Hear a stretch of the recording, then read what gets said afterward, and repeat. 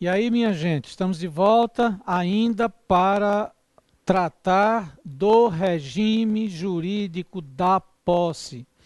Deixamos uma pergunta no final do bloco anterior. É possível a posse por procuração na Lei 6123? Sim, é. Não há necessidade, na forma da lei, de procuração específica. Mas a lei diz alguma coisa importante sobre a posse por procuração.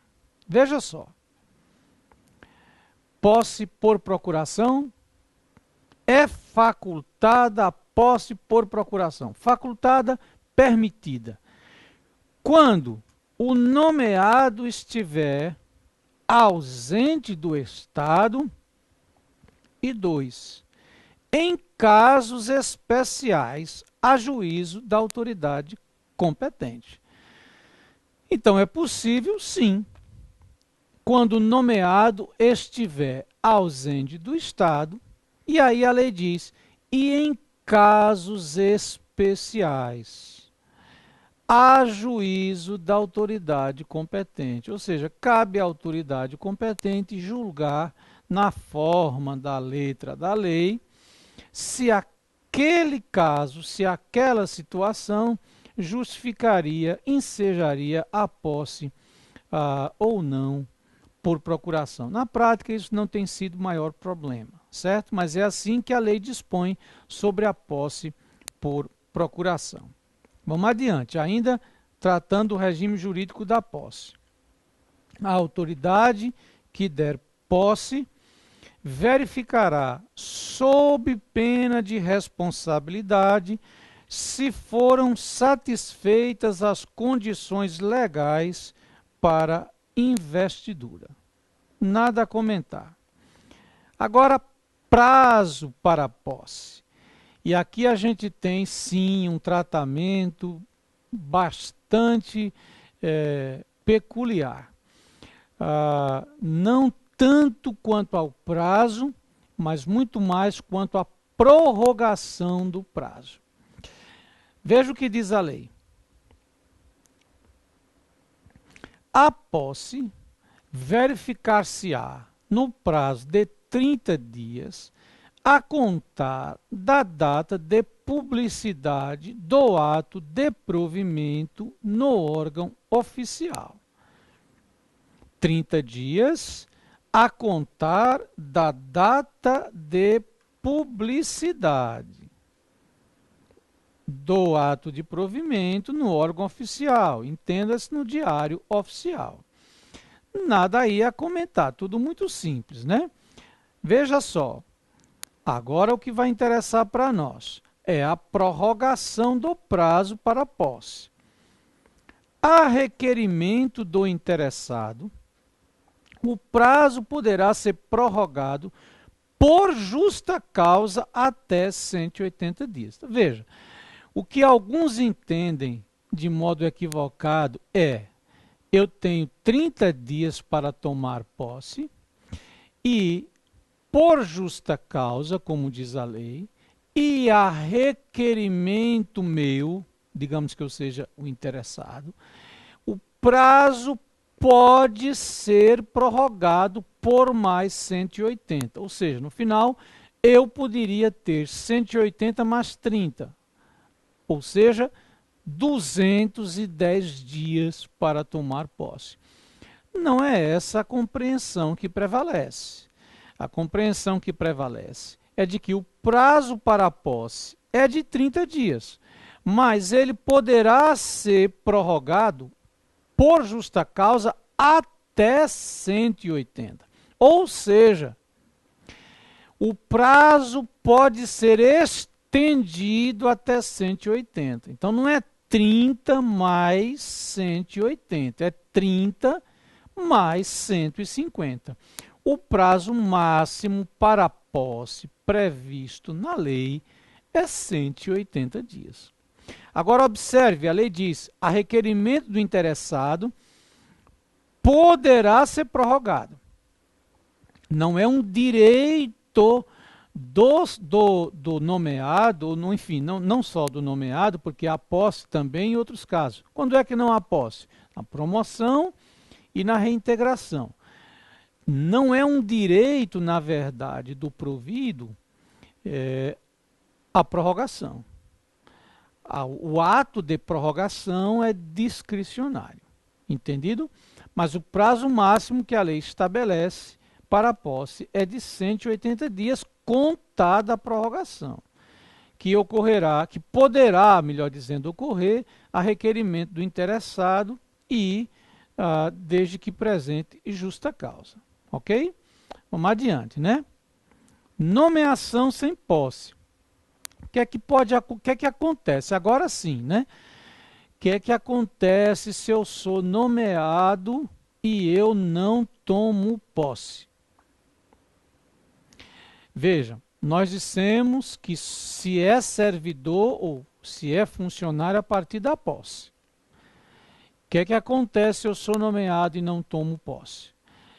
O ato de nomeação, na verdade, o ato de provimento é tornado sem efeito, né? E há uma renúncia, na verdade, ao provimento. Vamos lá, veja o que diz a lei.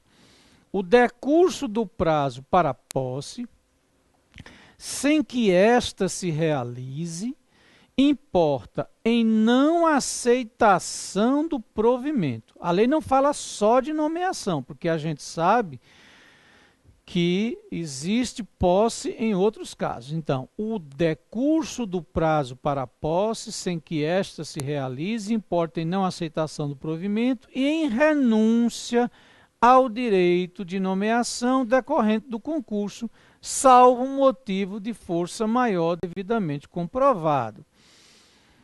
Então, não tomar posse no prazo legal significa não aceitar o provimento.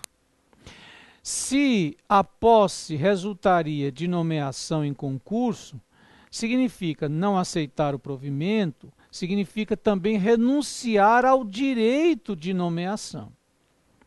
Agora a lei diz, salvo motivo de força maior. Suponha que suponha que o beneficiário do provimento, porque só se é servidor, funcionário a partir da posse. Suponha que o beneficiário do provimento está se dirigindo à administração, mas é atropelado. Veja que infortúnio. E não chega para tomar posse, perdendo, portanto, o prazo. Não é? Mas, ora, houve um motivo de força maior, que pode ser devidamente comprovado. Não é? E aí, então, isso acontecendo, não é? Ele ainda poderá tomar posse. Imagine também que houve uma grande enchente que impediu, na verdade, o servidor de chegar para a repartição, digamos, ao órgão competente para tomar posse. Enfim, existe um sem número de situações que podem configurar motivo de força maior. Entendido? Mas não ocorrendo tais motivos, a não tomada de posse no prazo legal implica, sim, não aceitação do provimento. No caso de nomeação, renúncia também ao direito de nomeação. Bom, vamos adiante. Agora, veja aí, a lei traz uma figura chamada das garantias. Veja que coisa estranha, isso não existe mais. O nomeado para cargo cujo desempenho exija prestação de garantia não poderá entrar em exercício sem a prévia satisfação dessa exigência. Não se preocupe com isso, ignore isso, isso não existe mais, certo? Essa garantia, a fiança aí referida, como se vê inclusive no parágrafo 1º, não existe mais. Passemos adiante. Agora sim, exercício, marco inicial e prazo para entrar em exercício. Antes, porém, pergunto, que é exercício? Exercício é a execução do trabalho. É a efetiva prestação laboral. Entendido? Então, entrar em exercício é começar a trabalhar. Qual o prazo para entrar em exercício? Qual é o marco inicial? Ou melhor, qual é o prazo para entrar em exercício e que marco inicial deve ser considerado para contagem desse prazo? Veja aí, marco inicial e prazo para entrar em exercício. O exercício do cargo terá início no prazo de 30 dias a contar. Prazo de 30 dias para entrar em exercício. Marco inicial. Publicação oficial do ato, no caso de reintegração, e posse nos demais. Então, o prazo para entrar em exercício, 30 dias. 30 dias contados a partir de quando? Da data da posse. E no caso de reintegração, da publicação do ato, ou da publicação oficial, usando a letra da lei, do ato. Por que no caso de reintegração é assim? Lembre-se, no caso de reintegração não existe posse. Não existindo posse, o prazo para entrar em exercício é contado da publicação oficial do ato de reintegração. Entendido? Ótimo. Vamos adiante. Prorrogação do prazo para entrar em exercício. Veja aí. A lei admite a prorrogação para entrada em exercício. A lei federal, não. A nossa, sim. A requerimento do interessado e a juízo do titular da secretaria em que for lotado funcionário. Olha, a requerimento do interessado. Ele tem que requerer. Mas ele não tem o direito à prorrogação. Por quê? Porque a prorrogação depende do juízo do titular da secretaria em que for lotado.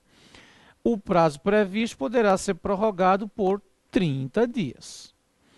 Então, o prazo para entrar em exercício, 30 dias, a requerimento do interessado, mas a juízo do titular da secretaria em que ele for lotado, em que ele vai trabalhar, esse prazo pode ser prorrogado por 30 dias. Pode chegar, portanto, a 60 dias, incluída a prorrogação. Entendido? Ok. A lei ainda diz de alguns registros importantes em relação ao exercício. Veja aí. Que registros são esses? O início, a interrupção e o reinício do exercício serão registrados no assentamento individual do funcionário. Artigo 34. Isso é muito importante. Por quê? Porque há uma série de direitos que advêm do exercício. Licenças, por exemplo. São direitos que têm uma relação íntima com o exercício. Por isso que na ficha funcional do servidor ou na letra da lei, no seu assentamento individual, deve constar início, interrupção, reinício do exercício. Entendido? Ótimo. Vamos adiante. A promoção não interrompe o exercício. É claro, o vínculo funcional continua. Apesar da promoção ser forma de provimento, o vínculo funcional não é interrompido. Competência para dar exercício.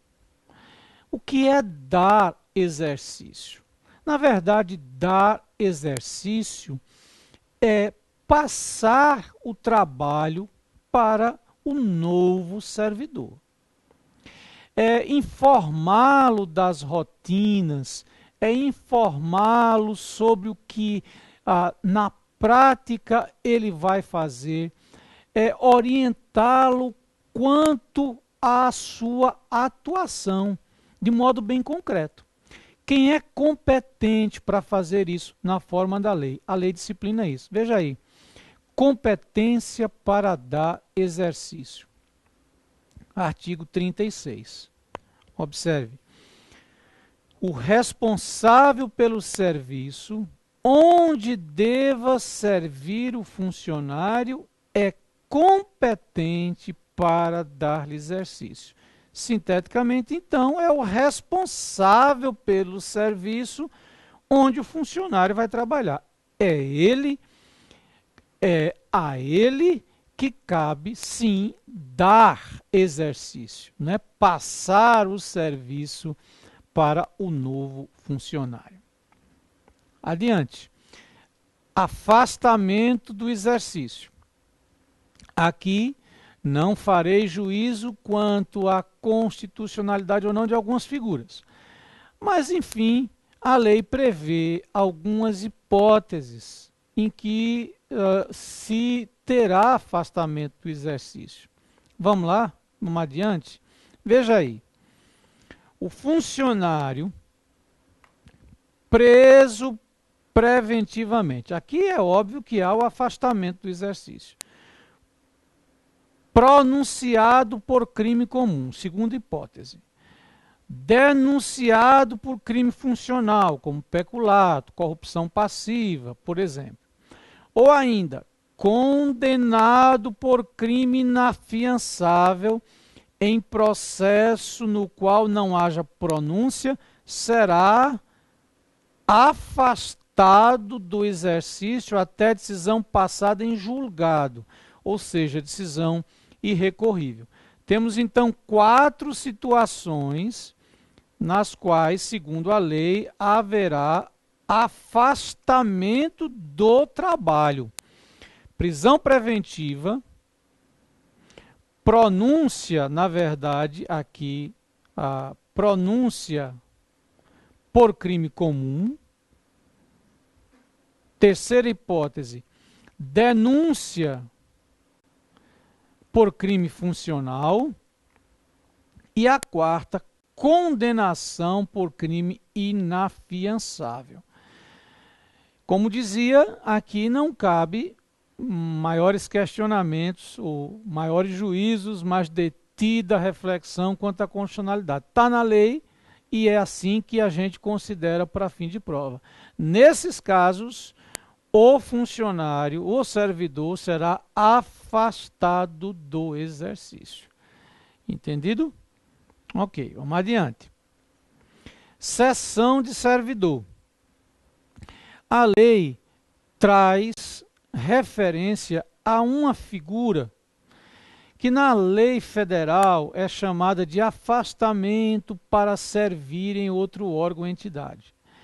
É comum no âmbito do Estado falar-se sobre essa figura que eu estou aqui chamando de cessão de servidor, utilizando essa expressão colocar à disposição, que não tem nada a ver com ficar em disponibilidade.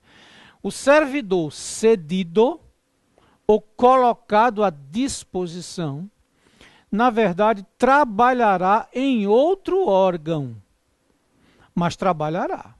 É diferente da condição daquele que está em disponibilidade, porque aquele que está em disponibilidade não está trabalhando. Ele não é aposentado, mas ele está inativo. Hoje existe uma vasta legislação no Estado sobre cessão de servidor. Mas para a prova, vale considerar o que está aqui na lei. Vamos ver? Veja aí, cessão de servidor. O funcionário poderá ser posto à disposição. Ser posto à disposição significa ser cedido a órgãos da administração direta ou indireta federal, estadual e municipal, a critério do governador. Aqui vamos considerar a letra da lei para fim de prova, para fim determinado e a prazo certo. Na letra da lei, a cessão, a colocação de servidor à disposição se fará a prazo certo, ou seja, com prazo definido. O cedido continua vinculado ao órgão de origem ao órgão ao qual servia. Ele não muda de órgão, ele fica aqui pelo parágrafo 1º vinculado ao órgão a que servia. E, passando adiante, aqui ao parágrafo 3º, que é o que importa, a sua frequência deve ser comunicada mensalmente, para que não haja cancelamento do afastamento, ou mais precisamente, cancelamento da sessão. Então, só voltando, ser posto à disposição significa que o servidor vai trabalhar num órgão diferente do seu órgão de origem, do órgão a que servia. Ser posto à disposição é a mesma coisa que ser cedido a outro órgão ou entidade. Não é a mesma coisa que ficar ou ser colocado em disponibilidade. Também é importante lembrar que o servidor posto à disposição continua vinculado ao órgão de origem, ao órgão em que servia. É essa a letra da lei aqui. Também importa ainda mencionar que a cessão, a colocação do servidor à disposição de outro órgão ou entidade ocorrerá com prazo determinado. A lei fala em prazo certo. E ainda acrescente-se, a frequência dele deve ser comunicada mensalmente, sob pena da cessão ser desfeita. Isso é importante realçar, entendido? Mas ele continua trabalhando, ele não estará, ele está afastado do exercício no seu órgão de origem. Mas ele continua trabalhando. É por isso que o parágrafo 1º, veja, ele diz assim, o afastamento de que trata este artigo. Esse afastamento aqui é do órgão de origem. Não quer dizer que o servidor posto à disposição tenha parado de trabalhar. Ele continua trabalhando. Entendido? Ótimo. Muito bem. Agora, para a gente praticamente concluir aí o regime jurídico do exercício. A gente falou do regime jurídico da posse, consideramos uma série de aspectos, falamos também do regime jurídico do exercício, falamos sobre conceito de exercício, prazo para entrar em exercício, a prorrogação do prazo para entrar em exercício, competência para dar exercício. Aliás, pode haver entrada em exercício por procuração? É claro que não, né? Obviamente, quem vai exercer o cargo é aquele, claro, que foi objeto destinatário do provimento. Ninguém pode exercer por ele, estou brincando. Agora, o que acontece se a posse, sai o ato de provimento, o destinatário do provimento toma posse, mas não entra em exercício. O que é que a lei diz sobre essa situação? Veja aí. Artigo 39. Leia bem atentamente. O funcionário que não entrar em exercício no prazo legal, perderá o cargo, salvo motivo de força maior. Lembre-se daquelas situações, né, que eu mencionei como exemplos de força maior, devidamente comprovado. O funcionário que não entrar em exercício no prazo legal perderá o cargo. Veja, na nossa lei, não está dito que ele será exonerado de ofício. Não há essa previsão na nossa lei. Então, na verdade, para fim de prova, também o que vale é o funcionário que tomou posse e não entrou em exercício, perde o cargo. É isso. Não se fala em exoneração de ofício, porque isso não aparece no texto da lei. Para não perder o cargo, é preciso, sim, comprovar algum motivo de força maior, como aqueles que eu referi quando tratei também da posse, não é? Do provimento sem posse. Entendido? Agora, aqui já se fala em perda do cargo. Por quê? Porque a partir da posse já se é funcionário. Então, se eu tomo posse e não entro em exercício, aí eu perco o cargo, porque a posse já completa a investidura em cargo público, como diz a lei, já trava a relação funcional. Entendido? Ótimo. Bom, ainda há algo muito importante em relação ao exercício, que é a figura do estágio probatório. A lei, entretanto, trata do estágio probatório depois de falar sobre remoção e permuta. A gente vai passar aqui remoção e permuta, depois a gente volta a isso, só para seguir digamos, um itinerário mais lógico, né? Quase não sai itinerário, né? Uma orientação mais lógica. Quando o servidor, quando o funcionário começa a trabalhar efetivamente, também começa um período de teste. Ou seja, começa o período em que se avaliará a sua aptidão para o exercício do cargo que ele passou a ocupar. Então, estágio probatório é o período de teste a que se submete, ou é o período de avaliação a que se submete o servidor, não é? E durante o qual se apreciará a sua aptidão para o exercício do cargo. Segundo a lei, esse período é de 3 anos. E os critérios pelos quais o servidor será avaliado e considerado apto ou inapto são os critérios que estão aí, são 4 critérios gerais que estão mencionados no texto. Vamos vê-los? Veja aí.